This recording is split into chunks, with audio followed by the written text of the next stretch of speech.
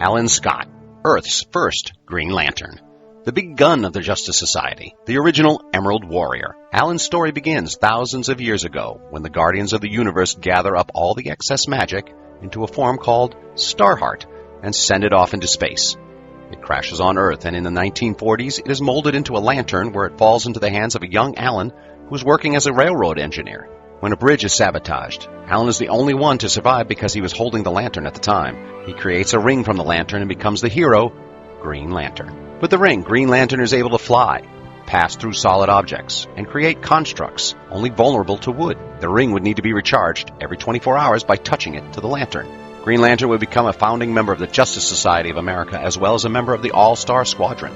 Green Lantern, as well as the other members of the Justice Society, would imbue him with a mystical energy that would slow down his aging. When the House of Un-American Activities Committee accused the Justice Society of being communists, Green Lantern and the others go into retirement. During this time, Alan would fall in love and marry Rose Canton.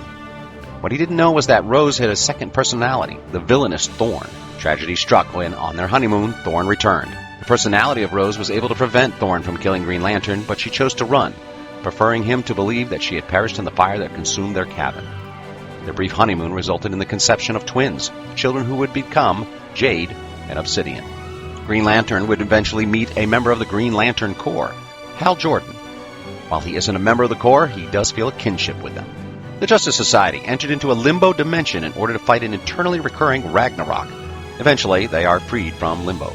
Green Lantern's physical body is again temporarily revitalized so that he resembles a man in his 30s. He also internalized the power of Starheart and no longer needed the ring to use his powers. Calling himself Sentinel, he continues his heroic adventures. He returns to a man in his 60s and once again creates his ring. He helps form a new version of the JSA that combines some of the original members with new heroes who are trying to live up to the legacy of the Golden Age heroes. He also helps reform the government agency Checkmate, but leaves when he gets tired of the violent nature of government covert missions. Green Lantern is taken over by Starheart, but returns to normal before he can do any real damage. Due to the reality-altering events of Flashpoint, Green Lantern is no longer part of the DC Universe.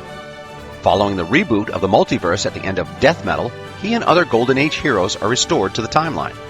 Recently, Green Lantern reunited with his children and joined the Totality, a team of superheroes and villains dedicated to protecting Earth from any threats in the new multiverse, returning to the moniker Sentinel. Hey, thanks for watching.